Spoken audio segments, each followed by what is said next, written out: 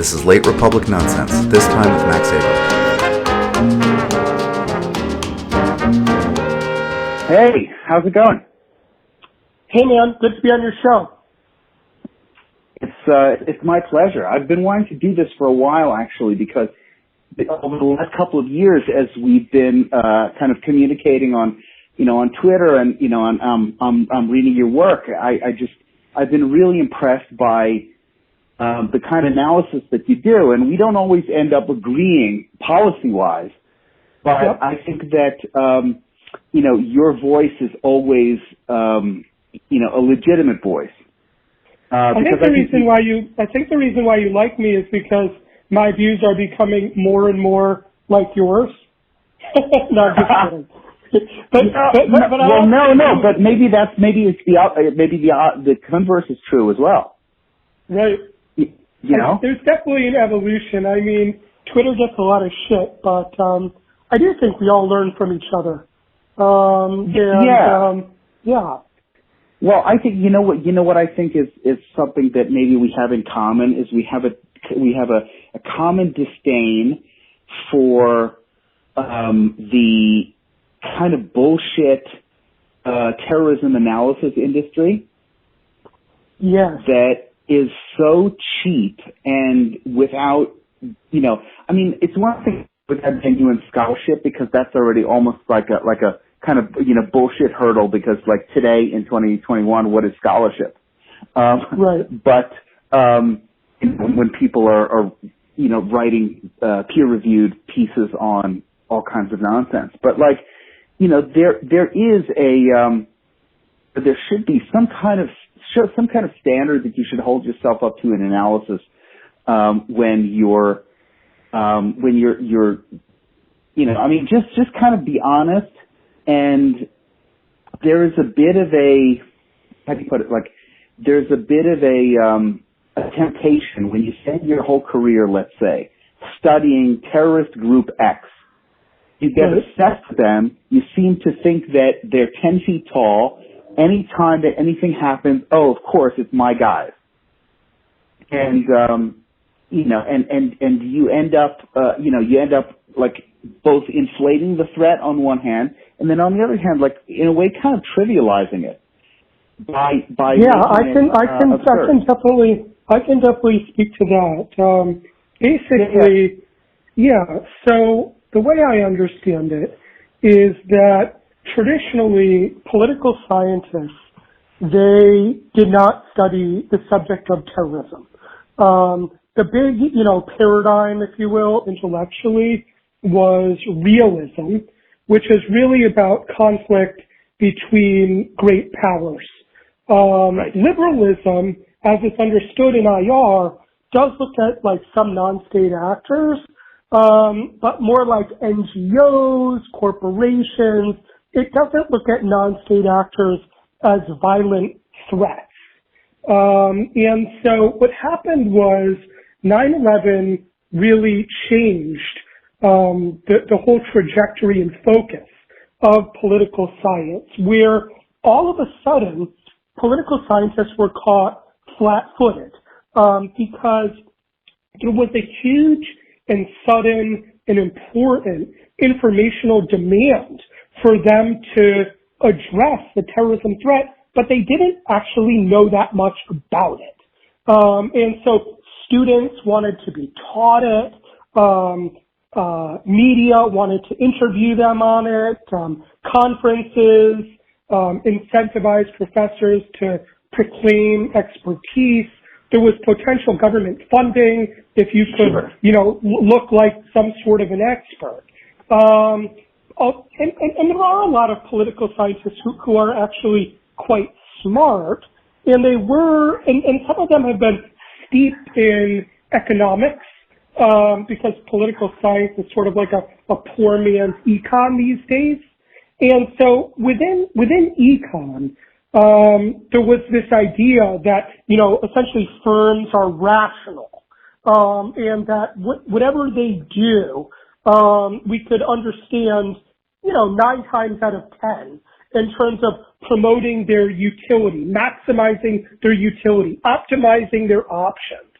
And And so I think that sort of framework, the rational actor model, was imported from econ in order to try to understand the terrorists. And so everything that terrorists would end up doing, political scientists would say, look at how smart these guys are. These guys are so strategic. They didn't actually know much about terrorism. It wasn't actually based on any real sort of empirical analysis, but it was sort of a theoretical assumption, a framework imported from econ, which contributed to blowing up these terrorist actors as if, people like bin Laden were some kind of a genius. Right. Yeah. No. I mean, I definitely saw a bit of that. I mean, I came to it like from your classic amateur perspective. I was there in New York on 9/11, and I said to myself, I want to find out who these guys are, based on the things they say to one another, about who they are. Mm-hmm. Because immediately it became apparent that it was very difficult to get to ground truth through the filter of the media. I didn't necessarily believe, so and so writing about what Al Qaeda believed, or what a Muslim Brotherhood group believed, or Jamaat Islamiyah, or what, and any one of these things. I just didn't, it was a matter of not trusting on one hand. On the other hand, I actually thought it was interesting, it was fascinating, the way they seemed to have their own language in terms of art, and were able to communicate with one another, in shorthand, and say in one sentence what would ordinarily take a paragraph to explain. And you're right that these guys coming from a different frame. If you're looking at non-state actors, like if you're looking at all non-state actors like NGOs. Yeah. You can imagine how a terror group could throw you for a loop. And it shouldn't have been the case, because it's not like terror groups are new. That's right. But they just really weren't seen as an important focus. But it's amazing how much the field has changed, how much terrorism scholarship there now is at any real research university. You can take a course, at least on conflict. It might not include, much information on, like the, most important terrorist groups per se, like ISIS or Al Qaeda or the Taliban, but there will be professors who can work on insurgency, civil war. So yeah, the field has actually gotten a lot better in that sense, and part of it has been driven by the growing availability of data. So if you look at the kind of scholarship pre-9/11, it was almost non-existent, but where it did exist, it was very anecdotal, and now we're able to test things a little bit more systematically. One of the problems, though, that continues is that for whatever reason, there almost seems to be a trade-off between professors who are quite savvy methodologically, particularly quantitatively in terms of running, fancy regressions, and their actual knowledge, detailed knowledge of any groups. So oftentimes you'll see sort of a mixed methods paper where you'll have like the stats person, and then you'll have somebody who actually really does have some deep substantive knowledge about the groups. Right. Well, I mean, now, of course, like, to sort of bring it to the current day, the current week that we're in, we're in a kind of weird place now, because as, you've said and I've said and a lot of people have kind of noticed, it's clear that there has been an effort, and frankly, it's a multi-year effort that started really in earnest around 2016 during the election, which is to reorient the national security apparatus of the country against American citizens of a particular, against 50% of the American public, kind of broadly defined, and sort of redefining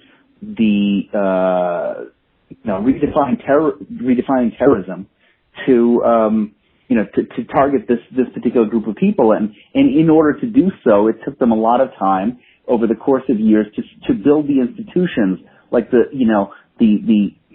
research and analysis institutions, and to prop up their particular experts who will come and who will deliver this narrative.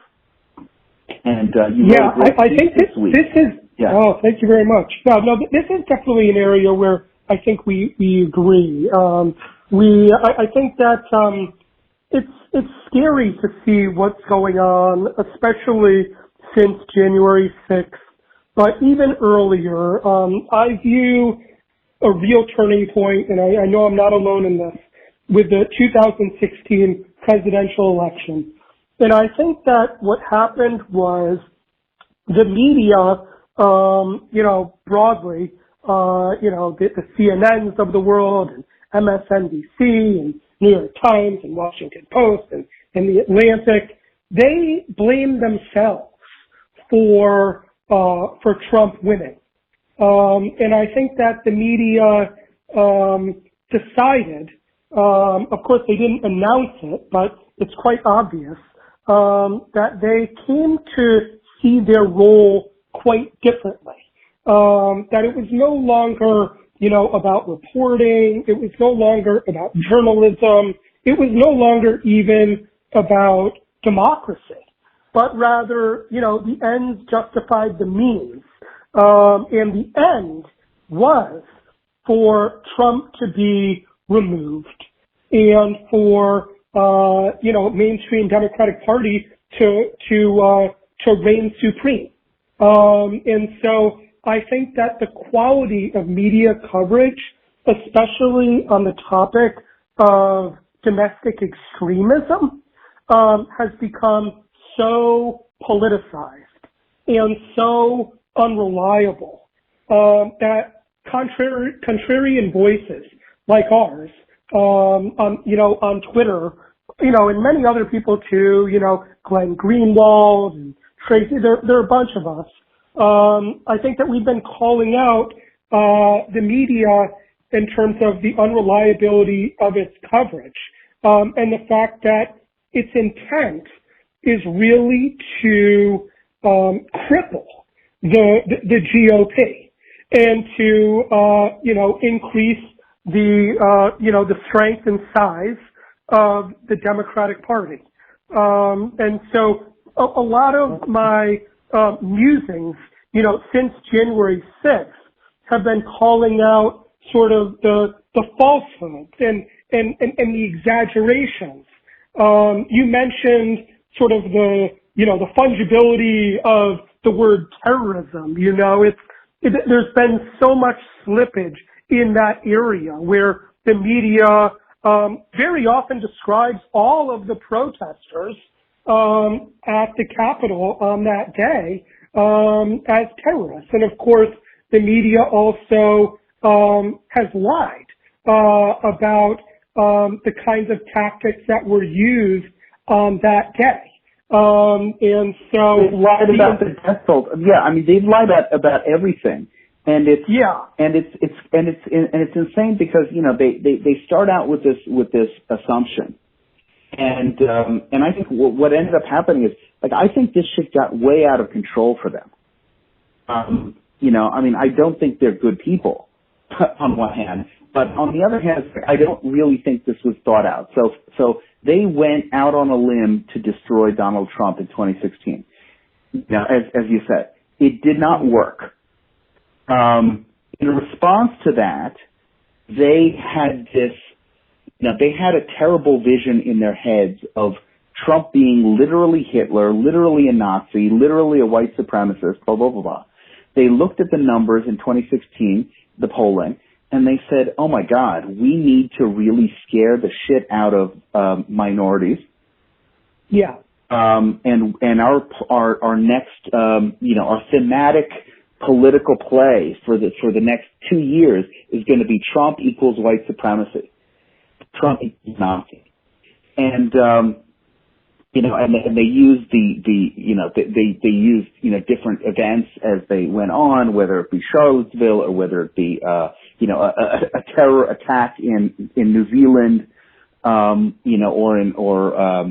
in Pittsburgh or wherever, to sort of heighten the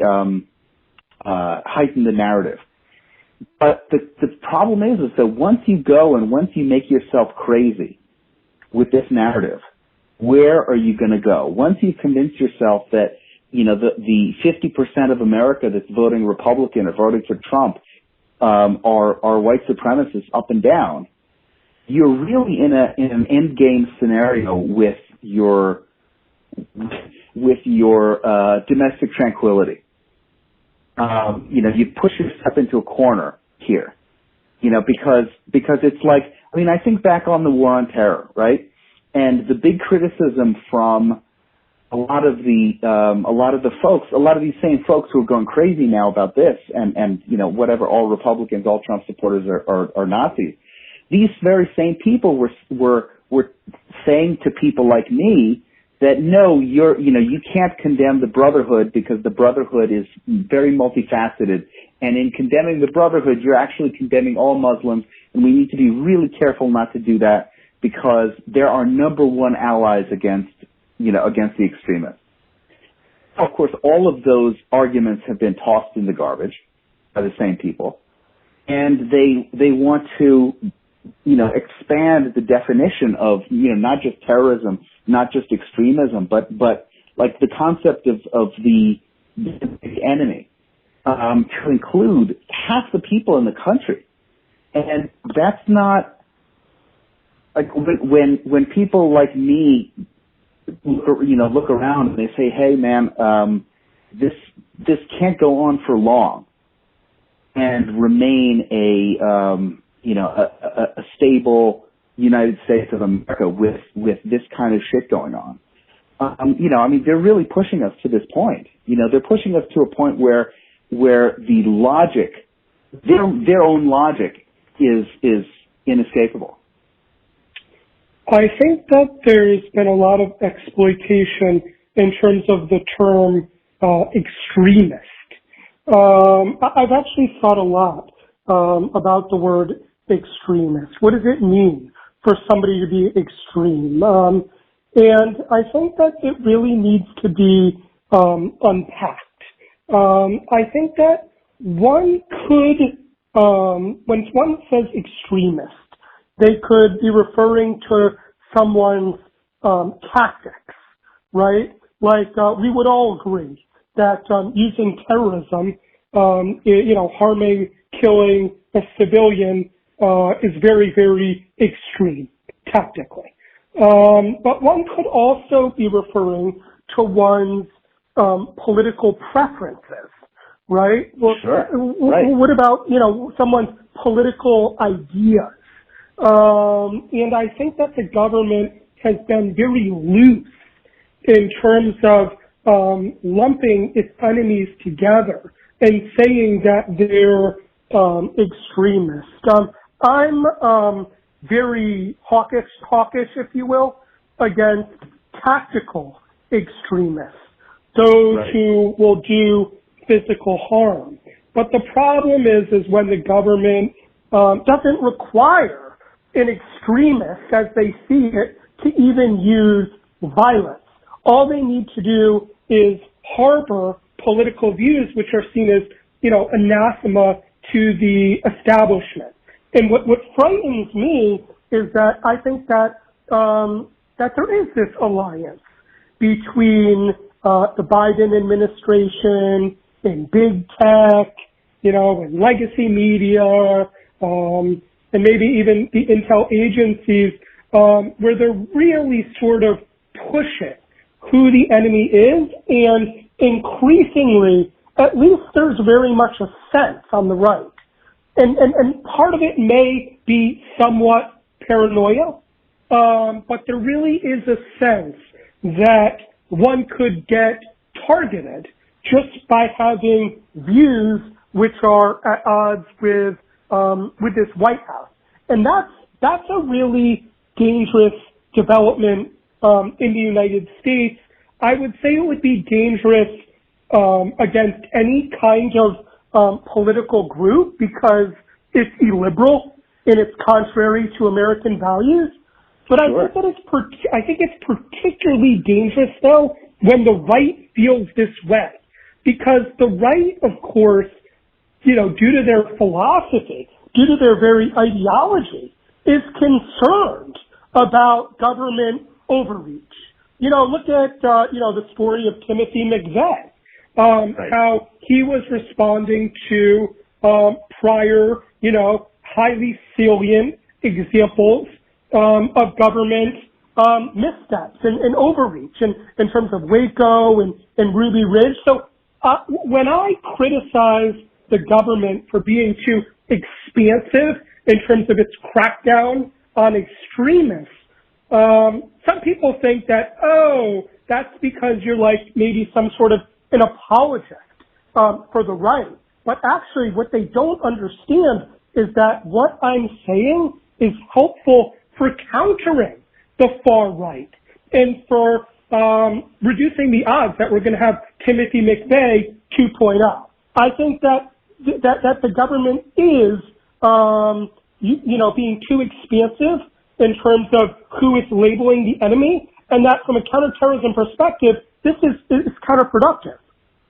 Yeah, of course. Of course. I mean, you remember, I don't know, I'm sure you've got a better memory for this stuff than I do, but I believe it was 2010 or 2000, maybe 2010, 2011, when during the Obama administration there was a directive on terrorism that came and made sure to underline the fact that kind of political radicalism, and it was speaking specifically to the Islamist variety, protected speech. Well, I'm glad you bring that up because with the war on terrorism after 9/11, from the very, very beginning, starting with if you look at George W. Bush's earliest statements about counterterrorism and Al Qaeda and Islam, he was very careful to delimit the threat. And actually, his speeches in that area were quite good, where he said, look, our war is not against Muslims. It's not against Islam broadly. It's against those, who pervert this religion and use it for their own, violent purposes. So there was an effort really to narrow in on the tactical extremists, if you will. But we're actually seeing the exact opposite in terms of the establishment's response to January 6th, where the effort is to expand the threat and to basically make it seem like everyone in the GOP is QAnon. Right. See, I consider that particular dynamic to be a major threat to the survival of the country, because I don't think there's a limiting principle there, and I don't see a scenario where they're going to say, wait a minute, let's dial it back. I mean, every indication, every communication from all quarters, all interested parties, that yes, we can do this, and we're going to keep going. See, I mean, even just when it comes to the tech side of things, which is a completely different bag, like the fusion of biased and bullshit terror analysis with the tech companies. And then sort of using the cutout of groups like the ADL, formerly groups like SPLC. They needed to clean SPLC, so they went to the ADL. you know, these cut telling them, you know, they're pushing further and further right. And the problem with these groups is that, you know, as you know, it's like they're ideological, but they were created to serve, you know, one particular purpose for, you know, for the ideological left, which is to tag people and organizations and allow a cloud of, you know, hater, bigot, extremist, you know, I mean, this was the old SPLC, you know, tactic. You know, it existed. It couldn't do anything aside from give the media a label that says, you know, SPLC has called so-and-so a hater. Right. Which they put in like columns or brackets or whatever. And then that's the only, like they existed for that reason. And then, as you said, in 2016, when the media's credibility just basically collapsed, they allowed their credibility to collapse. The media realized we don't even need SPLC. We don't even need these organizations because we've got the chutzpah now. We can just call these people haters ourselves, characterize them ourselves, and not even have to deal with an SPLC or an ADL or whatever. So then ADL ends up morphing into the cutout for these tech companies to decide who to censor. And, you know, and as you said, it's actually increasing as opposed to decreasing. The parameter of who is an extremist. And it's hard to see where this ends. There don't seem to be any checks in place. I view, of all the institutions in America, and this might be true of all democracies, but it's certainly true in America, the strongest institution is the media. They inform, I think that the media essentially decides who will win the primary. You know, it can coronate Joe Biden. It can destroy a president. It could completely, you know, confuse the electorate in terms of the most basic issues, right? And so the media is so squarely, you know, for Joe Biden, that it's hard to see, you know, any sort of countervailing currents because they just get so pushed out. So we're going to move more and more in this direction of political conformity, which often would really benefit from more contrarian voices and fact checking. In terms of the okay. No, go ahead. Finish your thought. I was just going to move the conversation a little bit to ADL and talk about perceptions of anti-Semitism. I think that you know, in order to undercut Trump, one of the talking points that emerged against Trump was that basically anti-Semitism is a problem on the right, and that it's not a left-wing problem. And so I do think that groups like ADL have contributed to this perception. But I do think that to an extent this was a expedient goal to undermine Trump. And what I've noticed is that since Biden got elected, you're seeing more and more stories in the media saying, oh my God, like all shocked that there's still anti-Semitism, and that indeed some of it is coming from the left. This is an issue that's close to my heart because, you know, I'm a university professor where at universities they're overwhelmingly left-leaning.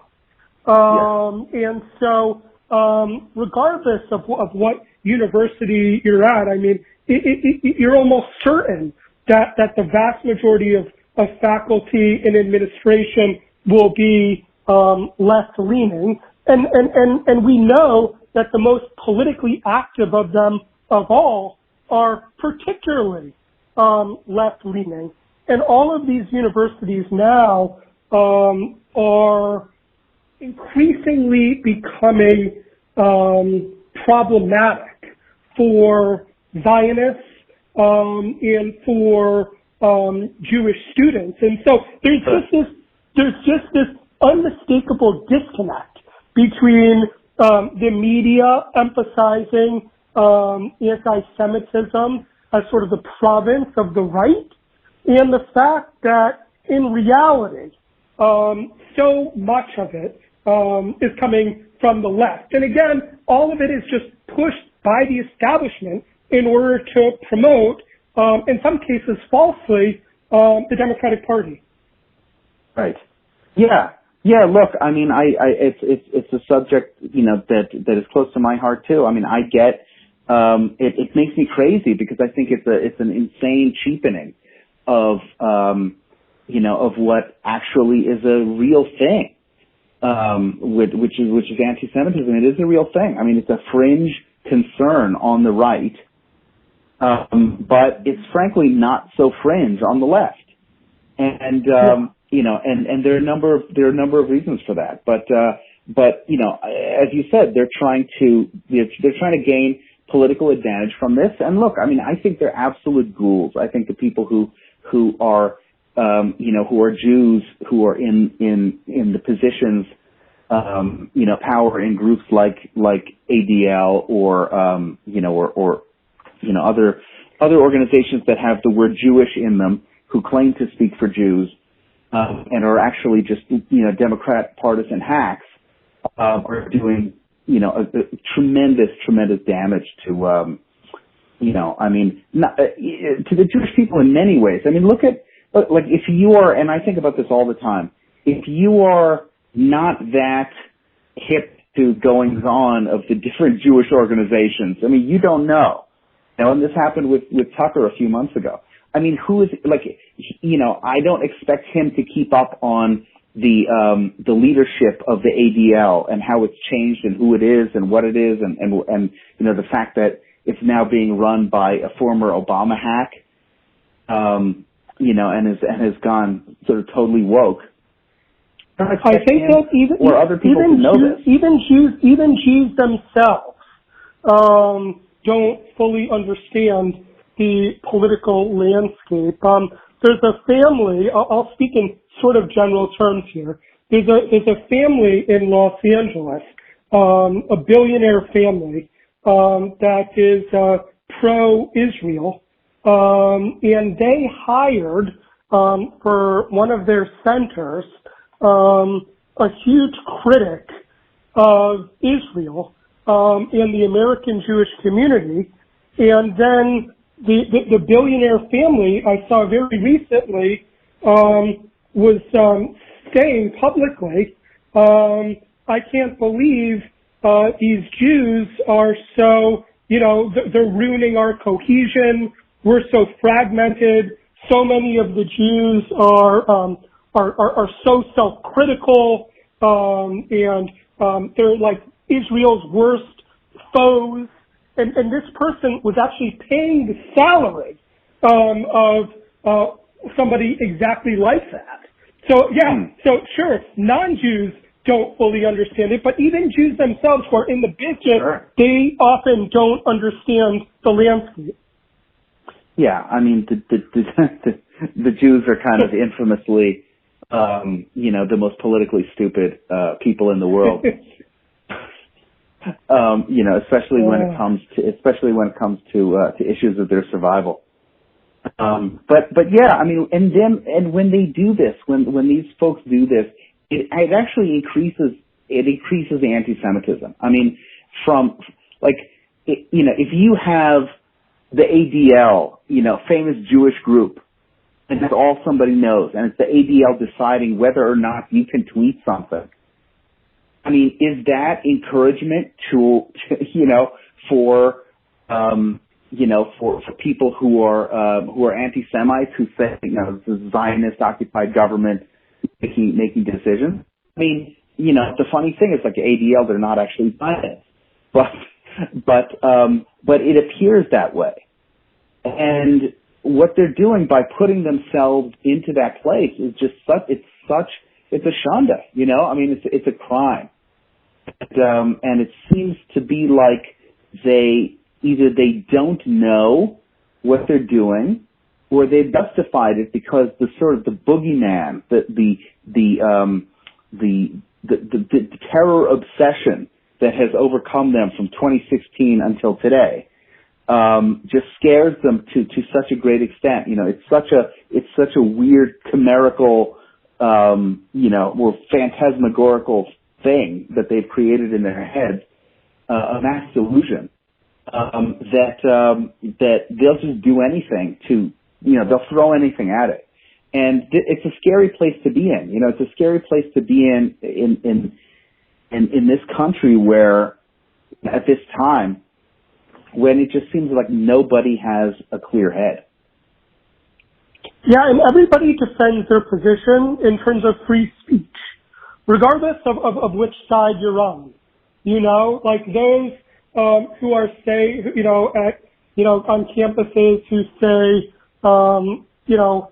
anti-Semitic things, or they'll say, it's free speech. But then, the more sort of Zionist Jews, they want to, invite, speakers to represent their views, and they'll say it's free speech, but the left will try to shut them down.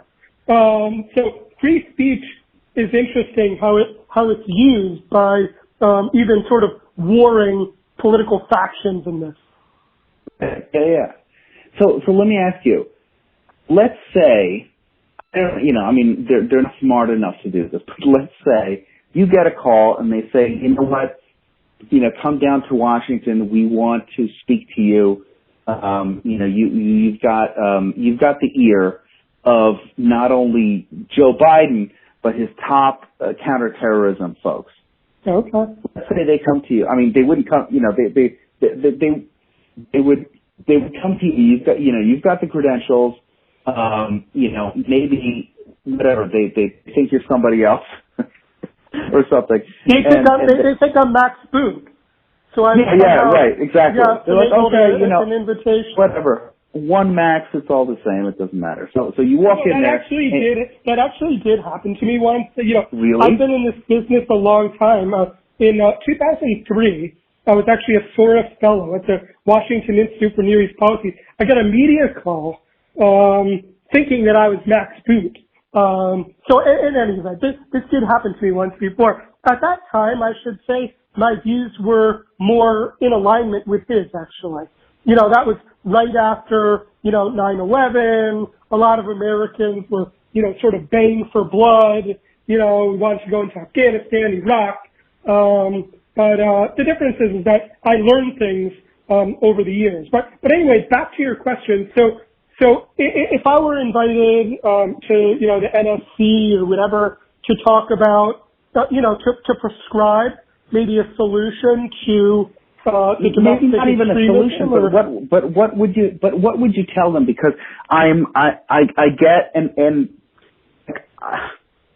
increasingly I find that there's nothing to talk about with these people because the frames are so far apart, and so like I don't even know. Maybe you're both smarter and more patient than I am with this stuff. So like, I mean, how would you explain to them that what they're doing is very dangerous? Sure. I think the short answer is just building on what I already said about basically making a really strong distinction between political extremism and tactical extremism. I have no sympathy for being extremely harsh against tactical extremists. Sure, of course.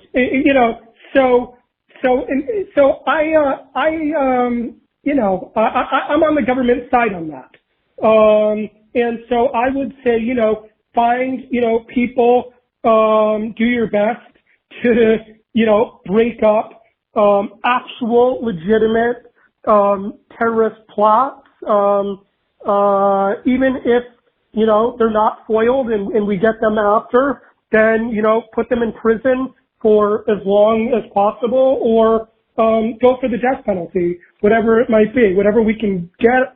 But that we do need to be mindful that within this big movement of so-called extremists, as understood by the government, that the vast majority are actually nonviolent, and that their views, even if they're seen as reprehensible, are protected, and they should be protected. And so, if the government looked at domestic extremism in that way, I think that it would avoid, most of the problems.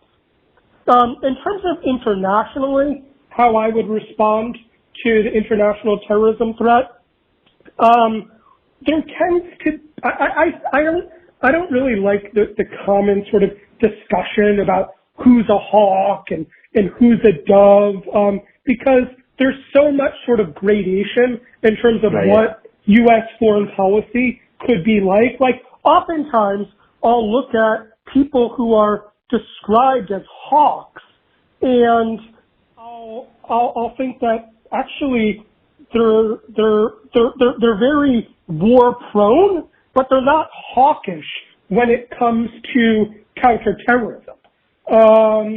So I tend to be very, very, very hawkish when it comes to going after terrorists, particularly terrorists who legitimately pose an international threat and specifically threaten to attack the U.S. homeland. For example, think back to the emergence of Islamic State. I was calling for military strikes against ISIS guys long before Brookings was. Those guys at Brookings, I don't know, I could name names if you want, but, at the time, very early on, they said, no, ISIS is a regional group, that it doesn't actually threaten the U.S. homeland. I never thought that was persuasive, partly because I was looking at the composition of the foreign fighters, and I recognized that they were coming from all over the place. And so when it comes to counterterrorism internationally, I think that we need to ask ourselves this key question: is which terrorist could strike New York City or Washington D.C. Or anywhere else within the U.S. homeland? Where I tend to be dovish, if you will, is in terms of overturning foreign governments. I think that governments behave differently than non-state actors, and that they're much more deterrable. And I also think that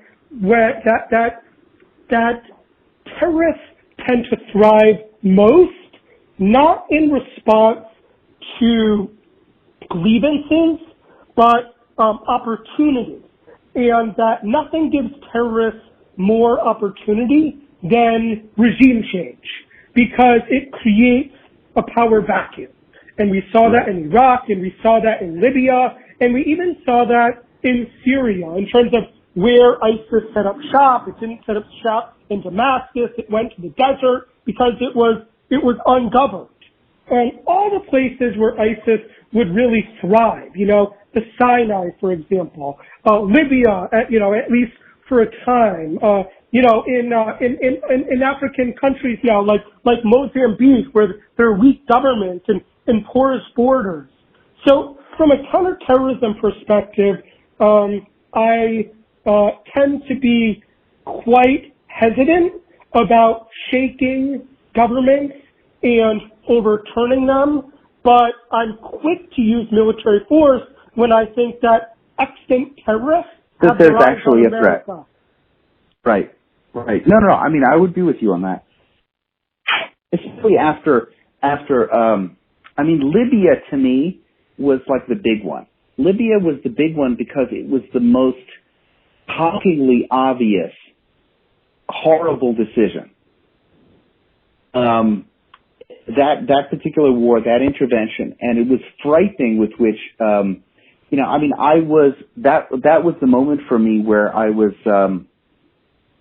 just like, this is absolutely, going into this is absolutely indefensible, and yet the entire, just about the entire Republican and Democratic establishments, joined in, and to me that was just, it was crazy, it was insane, and it happened within, 3 months of the revolution in Egypt, the fall of Mubarak, maybe not 3 months, but 6. The fall of Mubarak, you had Tunisia, you had Islamists on the march, and we thought, and not at all what came the day after in Libya, or what was to come the day after, was never part of the conversation. In the lead up to the war. It was mind-boggling. And we had just gone through this with Iraq. We had literally gone through this with Iraq. And he was a situation that was like, it was so much more predictable with, than Iraq. And, a lot of my views are not always popular, but I will say this in my defense, that I really do try to be empirically minded. I really do try to learn from history and to self-correct my priors when we're provided with additional information. So after 9/11, I actually did support the Iraq War. A lot of us. Yeah, and I did. And very early, in my defense, well, I'll give two defense. I could give a lot of defenses, but I was young. I was in my, my 20s. And,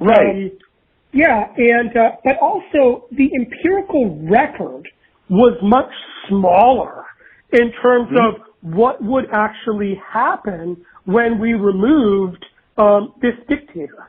I was at the Washington Institute, and I was I was their youngest, real fellow. And I remember just seeing in those very early days that our projections were not happening, that we weren't being treated as liberators, that there was a lot more violence than I expected. We certainly at that point, weren't even close to being on the WMD trail. And so I saw that a lot of sort of the conventional wisdom that had been coming out of Washington, D.C., in which, even came out of my lips at times too, was not right. And so I would have thought that other people in D.C. would have learned the same lesson. But when Libya came up, a new sort of logic began to emerge where the conclusion wasn't we need to be really, really careful about regime change, but rather that regime change in Iraq didn't work because it was too unilateral. That's the reason why it didn't work, because George W. Bush didn't have enough allies. But with Libya, because everybody agreed it was such a great idea, indeed it was like spearheaded even more by the Europeans. And so if there's sort of, if there's this transatlantic consensus that it's a good idea, then there are power in numbers, then how could we be wrong? So I think that Washington, D.C. took the wrong lesson from Iraq. Rather than learning that regime change is inherently problematic, especially in Muslim-majority countries, the idea was like, well, we have a different team now, so we're going to be able to make it work. And then And then we move on to the conflict in Syria. And again, there was strong momentum coming out of Washington, D.C., to topple Assad, as if we hadn't just gone through Iraq and Libya. And this is another big area of my sort of public criticism, is not just the mainstream media, but also the think tanks. And the fact that, this is self-serving, but at least the way I see it, unlike me, they're not as empirically minded.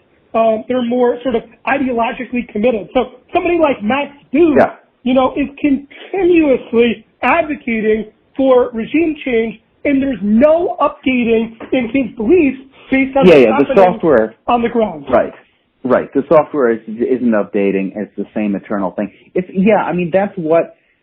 See, there's a kind of debate with folks on both the left and the right. It used to be kind of exclusively on the left, but now it's on the right as well, where they will say that basically they discount maybe the more conspiracy-minded take, which is they say, they launched a war on false premises in regards to Iraq, and it was only to pad the bill and make money through military contracts, et cetera, et cetera, et cetera.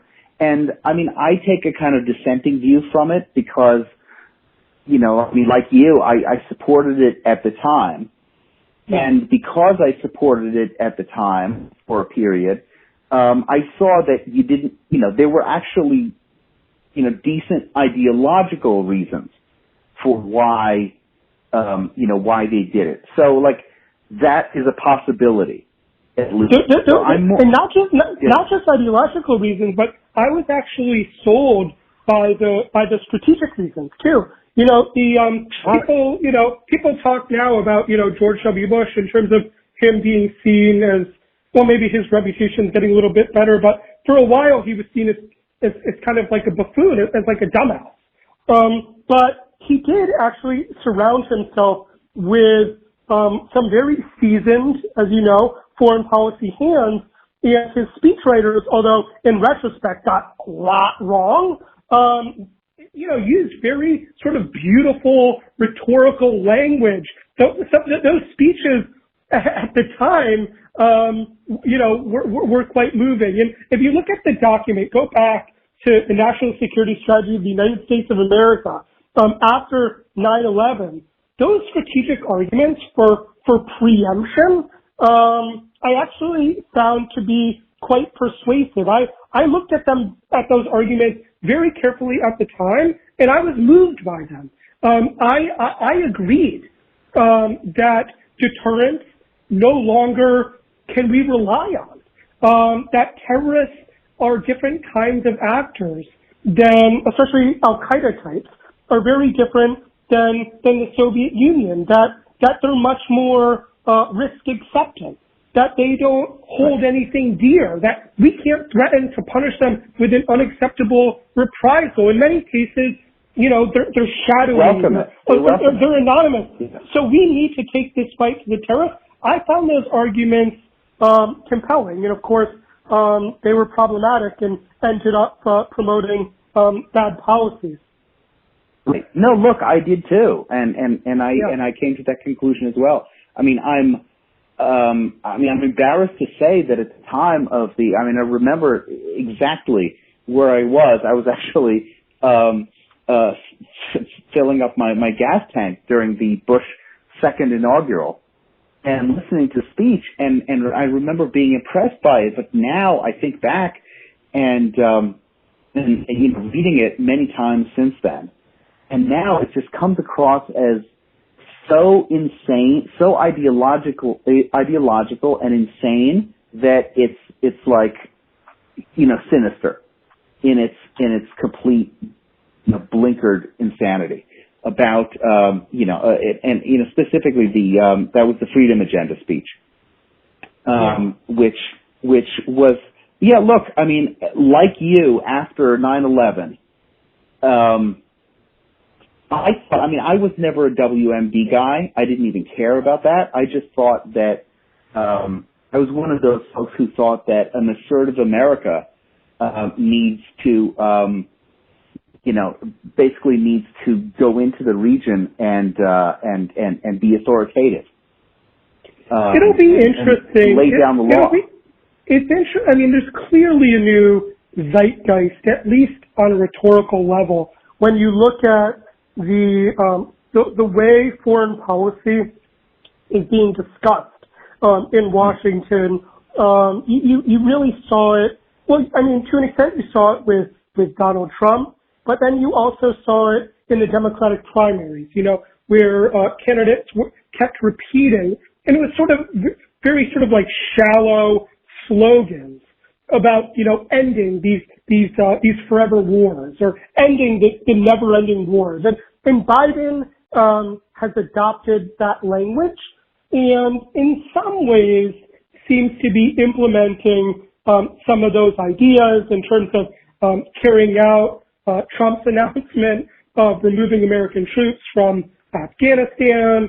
There's sort of been some quasi-movement with respect to Iraq in terms of removing U.S. forces there, at least like combat forces, right? But it'll be really interesting how serious Americans are about this slogan.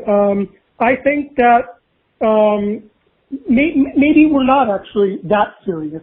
I think that we may just really be shifting around forces. I think that if the terrorism threat reemerges in Afghanistan, we'll be back in one way or another. To this day, I think that we're using air power against the Taliban. We're not out of Iraq. We're not out of Syria. And throughout Africa, as you know, there's a rising jihadism problem there. All over the large continent of Africa, there are troubling signs. From the Sahel to Mozambique to the Horn of Africa. So it'll be interesting whether the U.S. under Biden can stay out of Africa, especially if an attack is hatched there. And I wouldn't rule that out the way things are going. Yeah. I mean, I don't know. I think that look, you're right intellectually. I think you make a great argument there, and it'll be hard for these guys to just to say, we're not going to do anything, because it's as we've seen, it's very hard to it's very hard to to not go in, even if it's a very limited secret mission. It's very hard not to go in when faced with with some of the intelligence. But I don't know. I mean, I think that our time in the Middle East doing this kind of thing, absent a complete resurgence of an Islamist threat, is kind of over. And I just see, just looking around, I see in general the Islamist threat receding from let's say from a grassroots point of view. Yeah. The grassroots popularity point of view in the Middle East, they're more popular here in the United States and in Europe than they are in most of the Muslim world. Grassroots phenomena. And this is actually, it's I do this too. I mean, where a lot of my public commentary about sort of the war on terrorism after 9/11 can be critical in terms of the U.S. response. However, it's very hard to witness when deterrence is working. It's obvious when deterrence fails, but when deterrence is working, you can't ever really be sure, So right. The second shoe, never dropped. After 9/11, we were waiting for it. We went all over the world, in search, in some cases, of ghosts.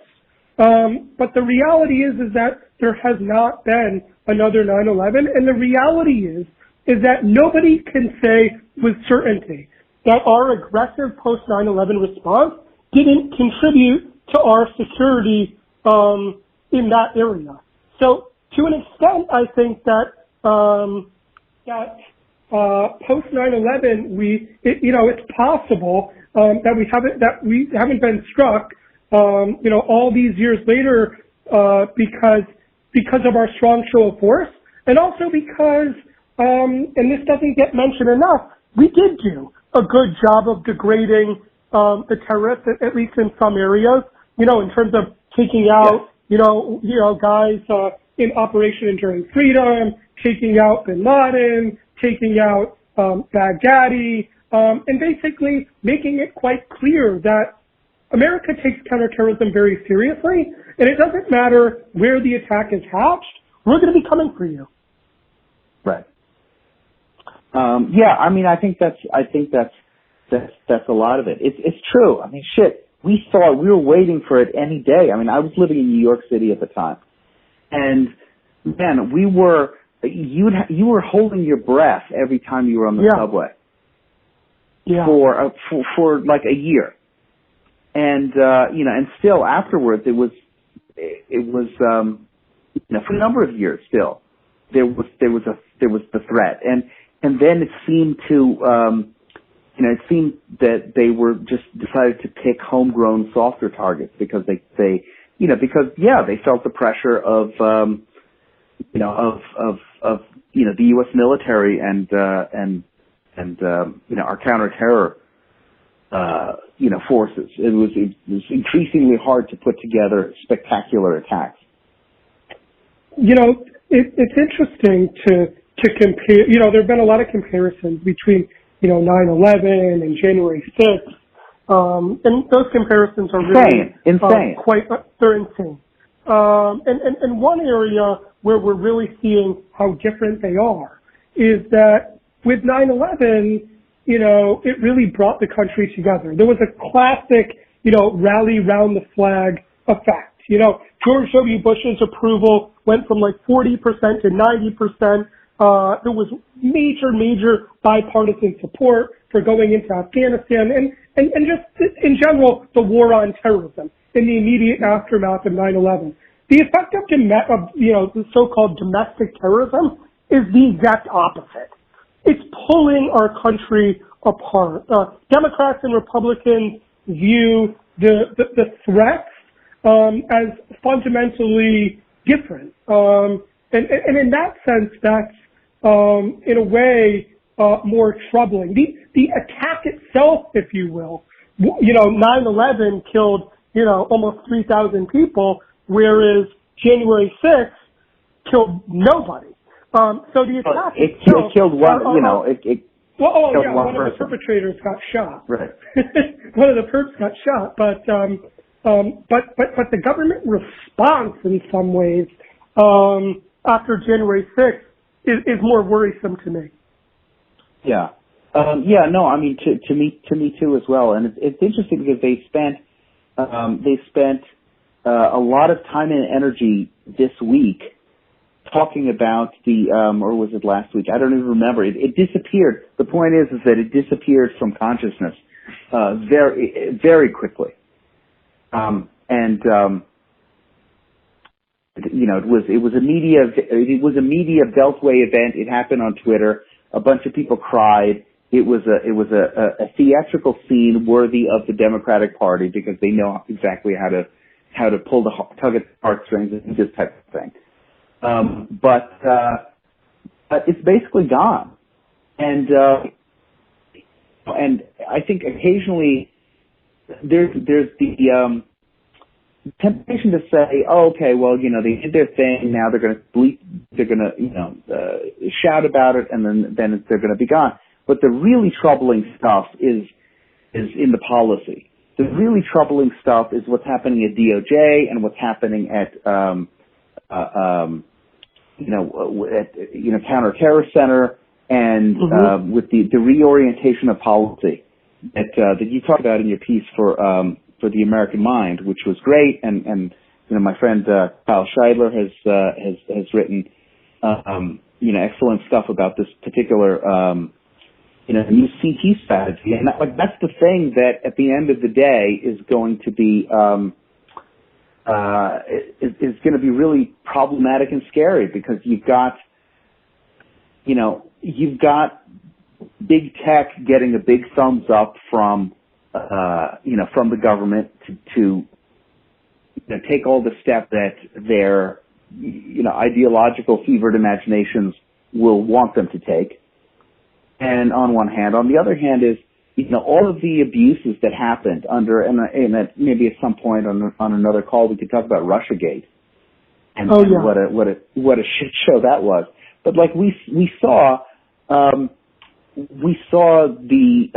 national security in Russiagate. We saw the national security domestic national security apparatus of the United States targeting a sitting president, a candidate for president, his associates, and fabricating a lot of it, if not all of it.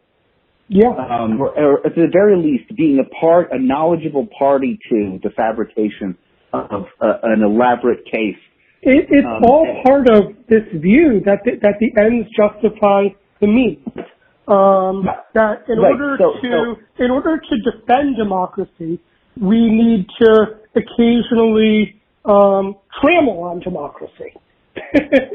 Right? Right. And when you're, and sort of jumping back to, when you were sort of suggesting to the Biden folks what to do to pull back from here, or that they should pull back from here, I think at the end of the day, we're in a really bad situation, because you're going to be giving them that lesson, and they're going to come back and they're going to say, well,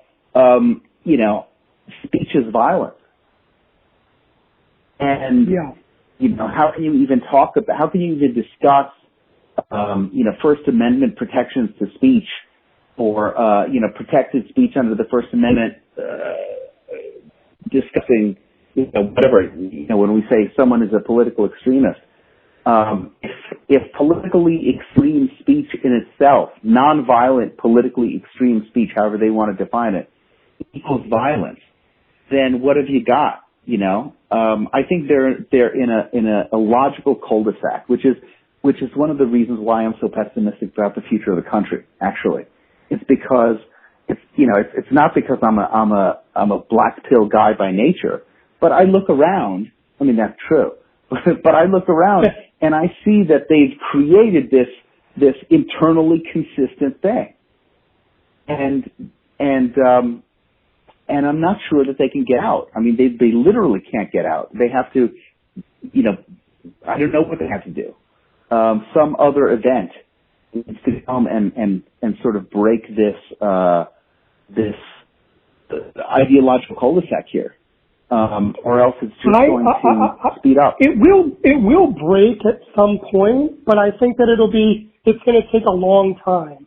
I mean, I'm happy to use this podcast as an opportunity to say that looking back, I don't know when the day will come, but there will be a growing consensus that the response to January 6th was too blunt, too heavy-handed, too quick to sacrifice our civil liberties in the name of counterterrorism, and that some of these efforts were not only problematic on a normative level, but will actually contribute to the exact thing which the establishment is trying to prevent, which is the growth of right-wing extremism in terms of the violent manifestation of it. So I do believe that the truth will prevail, but only in a while, and only after quite a bit of damage has been done. Right. Well, that's yeah. I mean, that's not a rosy picture, because there's a tremendous amount of damage that they can do, conceivably. Mm-hmm. Yeah. Look. I want to thank you for taking the time to. Yeah, anytime. I'm always happy to chat with you. We should do another one for maybe 20 years out of 9/11. Talk some more foreign policy or whatever. Yeah. No, I would love that because I actually didn't know that you had that experience. It's a kind of similar one that I had, which is sort of supporting and then not and being disillusioned, and I think that's a lot of us, and and we're not because I would put myself into the category you described, which is like I'm actually not I'm not an anti-war guy as a principle. I think that if a country cannot bring itself to go to war at all, if war is always unjust, then a country does not have the vitality to continue much longer. And on one hand, on the other hand, is like, I became functionally anti-war in 2011 because I no longer trusted the ability of the U.S. Military and foreign policy establishment to win something, or not to screw it up royally. And it's like, would I rather have in an ideal world?